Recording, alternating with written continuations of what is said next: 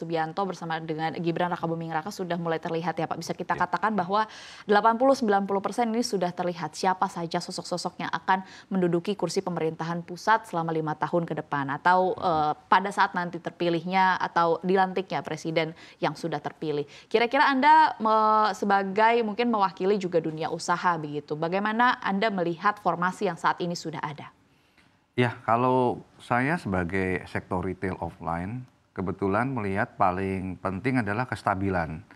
Kita melihat ada Ibu Sri Mulyani di posisi yang tetap, ini akan membuat kita lebih tenang untuk melanjutkan ekspansi maupun berdiskusi dengan pemerintah untuk pengembangan bisnisnya.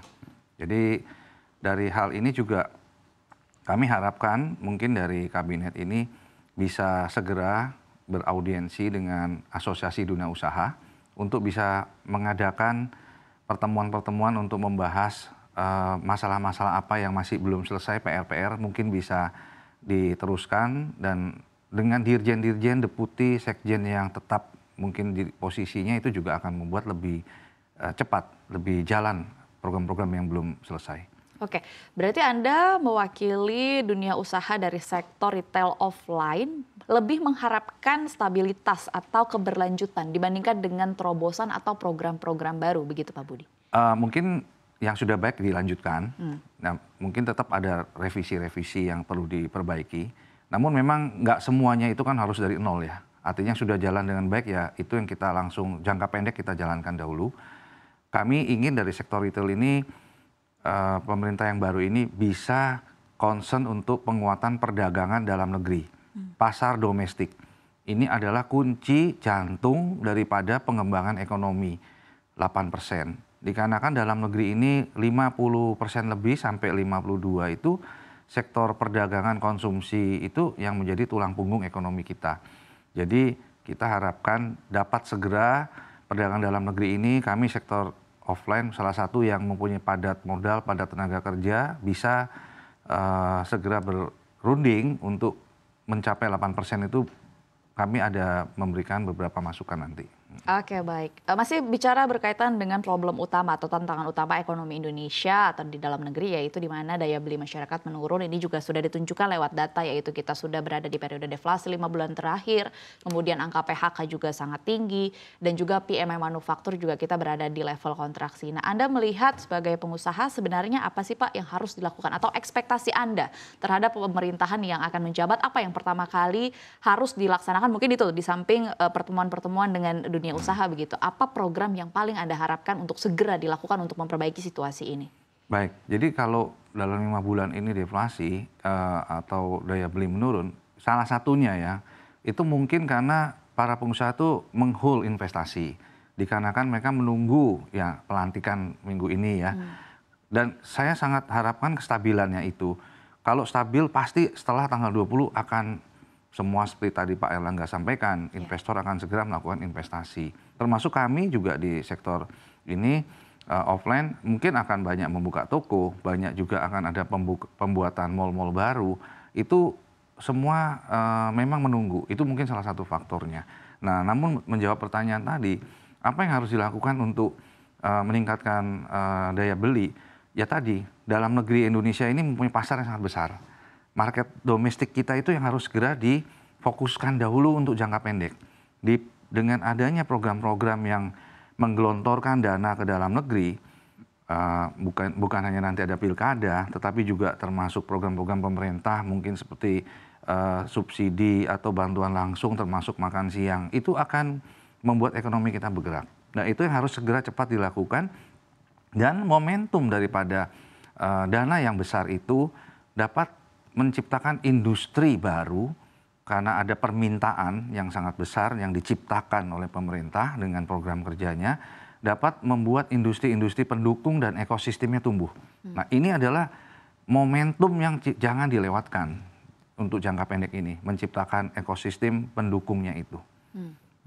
Oke, nah ini kan ada salah satu rencana, masih menjadi rencana begitu ya, belum diputuskan, tapi ada rencana bahwa di tahun depan, di tahun 2025 bisa dikatakan menjadi periode pertama Bapak Prabowo akan memimpin negara begitu. Ada rencana bahwa PPN akan dinaikkan dari 11% menjadi 12%. Ya pastinya ini kan langsung berpengaruh terhadap sektor yang Anda sedang bergerak, yaitu sektor retail offline. Nah ini kan berkebalikan dengan tantangan yang ada, yaitu daya beli masyarakat turun. Dengan kebijakan ini betul mungkin penerimaan negara lah yang didorong, tapi di sisi lain ini juga akan menekan daya beli masyarakat. Pendapat Anda seperti apa? Ya, kalau kami sih merasa bahwa yang terpenting kan pendapatan negara naik ya. Itu harus dengan cara menaikkan perdagangan dalam negeri tadi, omsetnya diperbesar. Pada saat omsetnya besar, pajak yang di-store juga akan besar.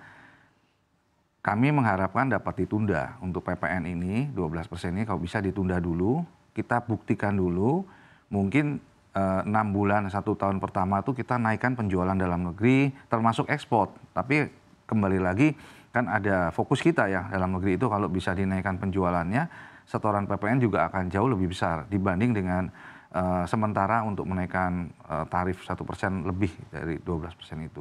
Oke, berarti memang diharapkan tetap ya dari dunia usaha terutama retail offline mengharapkan bahwa PPN ini ditunda terlebih dahulu begitu Ya. supaya tidak semakin menekan daya beli masyarakat. Ada satu lagi masalah atau tantangan ekonomi di Indonesia, salah satunya adalah dengan banyaknya atau derasnya barang-barang yang masuk dari luar negeri di perdagangan Indonesia. Ini kan bisa dikatakan memberikan multiplier effect juga terhadap sektor Anda yaitu retail offline. Dengan kaitannya adalah berkaitan dengan ketersediaan lapangan kerja. Saat banyaknya produk yang masuk, akhirnya pabrik-pabrik banyak yang tutup. Akhirnya itu tadi terlihat dari angka bahwa PHK jadi banyak. Orang jadi tidak punya pekerjaan dan orang jadinya tidak belanja. Bereaksi terhadap kondisi retail offline pastinya. Nah, apakah Anda melihat situasi ini kan sudah berjalan kurang lebih beberapa waktu terakhir. Apakah pemerintahan Presiden terpilih Prabowo Subianto sudah meletakkan fokus atau sudah memprioritaskan masalah ini dalam pemerintahannya ke depan? Ya, kalau kami optimis dengan adanya pemerintahan yang baru ini, itu kan transisinya cukup bagus ya. Memang masalah tadi barang import ilegal, kalau menurut saya ilegal ya. Kalau importnya resmi itu harusnya nggak apa-apa. Ya. Kan mereka membawa uang bea masuk, membawa pajak. Justru kalau importnya itu memang belum diproduksi di Indonesia, barangnya nggak ada, dan mereknya juga memang dicari oleh para turis dalam dan luar negeri, itu harusnya dipenuhi stoknya karena akan membayar pajak. Dan akan mengurangi porsi daripada import ilegal karena atau just tip. Ya kalau barangnya nggak ada di sini kan orang dari luar masuk atau kitanya belanja keluar. Itu akan membuat devisa kita keluar. Justru harapan kami, makanya Hipindo, Himpunan Peritel Penyewa ini Indonesia, membuat program belanja di Indonesia saja.